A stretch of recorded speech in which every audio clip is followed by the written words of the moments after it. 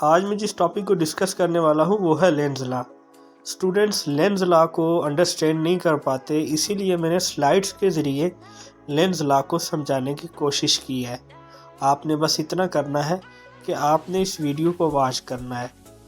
Lenz law का topic आपको आसानी के साथ समझ आ जाएगा।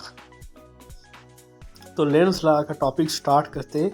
सबसे पहले आपको ये अंडरस्टैंड करना है कि लेंस लॉ को हम यूज़ कहाँ पे करते हैं। तो लेंस लॉ को हम यूज़ करते हैं इंड्यूस करंट की डायरेक्शन को फाइंड करने के लिए। इसका मतलब है सबसे पहले आपको अंडरस्टैंड करना पड़ेगा कि इंड्यूस करंट क्या है। तो चले हम इंड्यूस करंट को पहले सीख लेते हैं कि इंड्यूस करंट क्या है। इंड्यूस करंट प्रोड्यूस होता है मैग्नेटिक फील्ड के चेंज होने की वजह से। इस डायग्राम को समझना आपके लिए बहुत ज़्यादा ज़रूरी है, क्योंकि लेंस लॉ का जो कंसेप्ट है वो इसी डायग्राम के अंदर है। तो मैंने एक सोलिनॉइड लिया, इसको मैंने ग्रिप किया हुआ है। अब मेरी जो फिंगर्स हैं वो अपवर्ड डायरेक्शन में है। इसका मतलब है कि करंट की डायरेक्शन भी अपवर्ड है, और एरो का जो साइन बना हुआ है वायर के ऊपर, ये भी इंडिकेट कर रहा है कि करंट अपवर्ड डायरेक्शन में मूव कर रहा है। इससे मुराद ये है कि करंट एंटी क्लॉकवाइज में जा रहा है। अब मेरा जो थंब है वो नॉर्थ पोल को इंडिकेट करेगा। अब इस डायग्राम में आपने ये ऑब्ज़र्व किया है कि जिस साइड पे मेरी फिंगर्स हैं उसी साइड पे करंट की डायरेक्शन है। तो अगर मेरी फिंगर्स डाउनवर्ड होती तो इसका मतलब क्या होता कि करंट की डायरेक्शन यानी कि नीचे से है, इसका मतलब होगा कि क्लॉकवाइज है, और नॉर्थ पोल दूसरी साइड पे हो जाता। लेकिन मेरी फिंगर्स ऊपर की तरफ है, इसका मतलब है कि करंट की डायरेक्शन एंटी क्लॉकवाइज है। इस डायग्राम के अंदर आप देखें कि एक लेफ़्ट साइड है, एक राइट साइड है। सबसे पहले लेफ़्ट साइड की तरफ चलते हैं। मेरे पास एक मैग्नेट है, नॉर्थ पोल और साउथ पोल है उसका। अब इस मैग्नेट की जो मैग्नेटिक फील्ड होगी उसको मैं कहूँगा एक्सटर्नल मैग्नेटिक फील्ड। अब आप राइट साइड पे चले जाएं। राइट साइड पे आप देखें सोलिनॉइड के साथ गैल्वेनोमीटर अटैच है। अब ये सोलिनॉइड की डायरेक्शन अपवर्ड है। करंट की किस साइड पे जा रहा है? एंटी क्लॉकवाइज पे। आपने प्रीवियस डायग्राम में यही चीज़ तो स्टडी की है कि जब एरो के जो साइन है वो अपवर्ड होंगे तो इसका मतलब होगा कि करंट की डायरेक्शन एंटी क्लॉकवाइज है। और वहाँ पे आपने ये चीज़ भी देखी थी कि जब आपने वायर को इस तरीके से ग्रिप किया था कि जो फिंगर्स थी वो करंट की डायरेक्शन में ही थी। तो जो नॉर्थ पोल था वो किस साइड पे बन रहा था? बिल्कुल एज इट इज़ ही बन रहा था, जैसा कि यहाँ पे इस सोलिनॉइड का नॉर्थ पोल है। प्रीवियस डायग्राम में भी जब हमने वायर को ग्रिप किया था तो नॉर्थ पोल ऐसा ही बन रहा था और साउथ पोल इस साइड पे आ जाता है फिर। तो यहाँ पे जो राइट साइड पे फील्ड पैदा होगी इंड्यूस करंट की वजह से, यहाँ पे एक मैग्नेटिक फील्ड पैदा होगी और एक लेफ़्ट साइड पे मैग्नेटिक फील्ड पैदा होगी। अब यहाँ पे देखें ये भी नॉर्थ पोल है इस वायर का, और मैग्नेट का भी नॉर्थ पोल है। नॉर्थ को क्या करता है?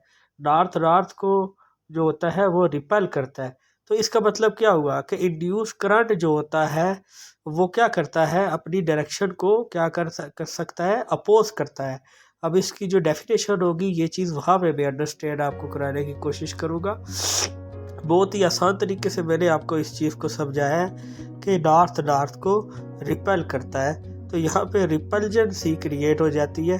मैग्नेट जब हम करीब लेके आएंगे तो क्या होगी? रिपल्जन क्रिएट होगी।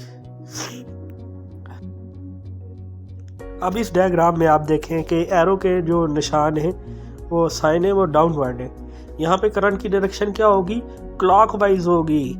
अब यहाँ पे जब आप इसको ग्रिप इस तरीके से करेंगे वायर को कि आपकी जो फिंगर्स होंगी वो नीचे की तरफ होंगी, तो नॉर्थ पोल किधर बनेगा? बिल्कुल इसी साइड पे बनेगा, जैसा कि इस डायग्राम में वायर का नॉर्थ पोल शो किया गया है। तो वायर का नॉर्थ पोल इस साइड पे हो गया है और साउथ पोल दूसरी साइड पे हो गया है।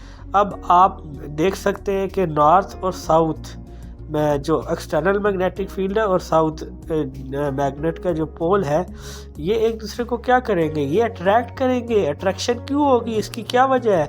अट्रैक्शन की वजह ये है कि नॉर्थ साउथ को अट्रैक्ट करेगा। लेकिन यहाँ पे क्या होगा कि मैग्नेट को मैग्नेट जो है वो अवे मूव करेगा। अट्रैक्शन की वजह से मैग्नेट क्या कर रहा है? पीछे की तरफ जा रहा है, अवे मूव कर रहा है। तो लेंस लॉ क्या कर रहा है? यहाँ पे भी अपनी जो काज है इंड्यूस करंट वो क्या कर रहा है? अपने काज को अपोज कर रहा है। अपनी जो मैग्नेटिक फील्ड का जो कारण है उसको अपोज कर रहा है। अच्छा, लेंज़ लॉ की डेफिनेशन की तरफ जाएंगे। लेंज़ लॉ की डेफिनेशन में आप देख सकते हैं कि Lenz's law basically induce current की डायरेक्शन को फाइंड करने के लिए इस्तेमाल होता है और इलेक्ट्रोमैग्नेटिक इंडक्शन की वजह से इंड्यूस करंट पैदा होता है।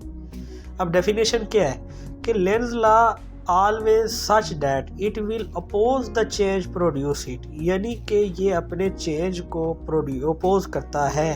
चेंज को कैसे अपोज करता है अब ये भी आपको समझाने की कोशिश करूँगा। Magnetic field produced by the current in coil is opposite to the direction of external magnetic field. तो ये लाइन आप पहले अंडरस्टैंड करें, फिर मैं आपको ऊपर वाली लाइन समझाने की कोशिश करूँगा। तो मैग्नेटिक फील्ड दो पैदा हो रही थी, एक एक्सटर्नल मैग्नेटिक फील्ड थी और एक इंड्यूस करंट की वजह से मैग्नेटिक फील्ड थी। अब मैंने वहाँ पे भी डायग्राम में आपको बताया था कि जो बोथ मैग्नेटिक फील्ड एक दूसरे को अपोज कर रही है। अब बोथ मैग्नेटिक फील्ड जो बेसिकली है वो एक दूसरे को अपोज कर रही है। अब किस तरह से अपोज कर रही थी? पहली डायग्राम में आपने देखा था करंट की डायरेक्शन एंटी क्लॉकवाइज थी और एक्सटर्नल मैग्नेटिक फील्ड की डायरेक्शन क्लॉकवाइज थी। दूसरी डायग्राम में आपने देखा करंट की डायरेक्शन क्लॉकवाइज थी और एक्सटर्नल मैग्नेटिक फील्ड की डायरेक्शन एंटी क्लॉकवाइज थी। इसका मतलब ये हुआ कि ये मैग्नेटिक फील्ड दोनों एक दूसरे को क्या कर रही है? अपोज कर रही है। लिहाजा अब ऊपर वाली लाइन को अगर अंडरस्टैंड करें तो डायरेक्शन क्या हुई फिर इंड्यूस करंट की डायरेक्शन हमेशा क्या करती है? अपने चेंज को अपोज करती है। Oppose the change which produce it, कि वो अपने चेंज को अपोज करती है। इसका मतलब यह है कि बोथ मैग्नेटिक फील्ड जो है वो एक दूसरे के बिल्कुल अगेंस्ट होती है, एक दूसरे के अगेंस्ट पैदा हो रही होती है। जब मैग्नेट को करीब लेके आते हैं तो होता क्या है कि जो इंड्यूस मैग्नेटिक फील्ड पैदा होती है वो बेसिकली इंड्यूस करंट जो पैदा होता है वो एंटी क्लॉकवाइज आ जाता है। जब मैग्नेट को दूर लेके जाते हैं तो इंड्यूस करंट क्या करता है? वो क्लॉकवाइज चलना शुरू कर देता है। तो ये चीज़ अंडरस्टैंड आपने। अच्छा, ये हमारे पास जो रिलेशन है अब इसमें आपने देखना है कि यहाँ पे शो हो रहा है कि इंड्यूस ईएमएफ बराबर है या इंड्यूस करंट बेसिकली बराबर होता है इन शो कर रहे हैं नंबर ऑफ टर्न्स को। जितने ज़्यादा नंबर ऑफ टर्न्स होंगे इतना ज़्यादा इंड्यूस करंट होगा। अब जो हमारे पास फाई बी है ये फ्लक्स को शो कर रहा है और टाइम नीचे टी है, यानी कि फ्लक्स जितना ज़्यादा चेंज होगा इतना ज़्यादा इंड्यूस करंट पैदा होगा। तो इंड्यूस करंट दो चीज़ों पे डिपेंड करता है, एक चेंज इन फ्लक्स को और दूसरा एन जो लिखा है number of turns of coil को। अब नेगेटिव साइन यहाँ पे क्या शो कर रहा है? नेगेटिव साइन ये शो कर रहा है कि इंड्यूस करंट की जो मैग्नेटिक फील्ड है और जो एक्सटर्नल मैग्नेटिक फील्ड है वो एक दूसरे के ऑपोजिट है। इसकी वजह से ये नेगेटिव साइन हमें इंडिकेट कर रहा है। अब हम बात करेंगे लेंज़ लॉ और law of conservation of energy किस तरह से यहाँ पे रिलेट कर रहे हैं। तो लेंज़ लॉ आप डायग्राम में आप देख सकते हैं कि मैग्नेट है। इस मैग्नेट को जब मैं करीब लेके जाऊँगा तो मैं कौन सी एनर्जी यूज़ कर रहा हूँ? Kinetic energy. ये मैकेनिकल एनर्जी होती है काइनेटिक एनर्जी। तो इस काइनेटिक एनर्जी की वजह से आगे मैग्नेटिक फील्ड पैदा होती है और इंड्यूस करंट पैदा होता है। तो इंड्यूस करंट क्यों पैदा हो रहा है? बेसिकली मैंने जो मैकेनिकल एनर्जी लगाई है तो मैकेनिकल एनर्जी से हमें इंड्यूस करंट यानी कि इलेक्ट्रिकल एनर्जी मिल रही है।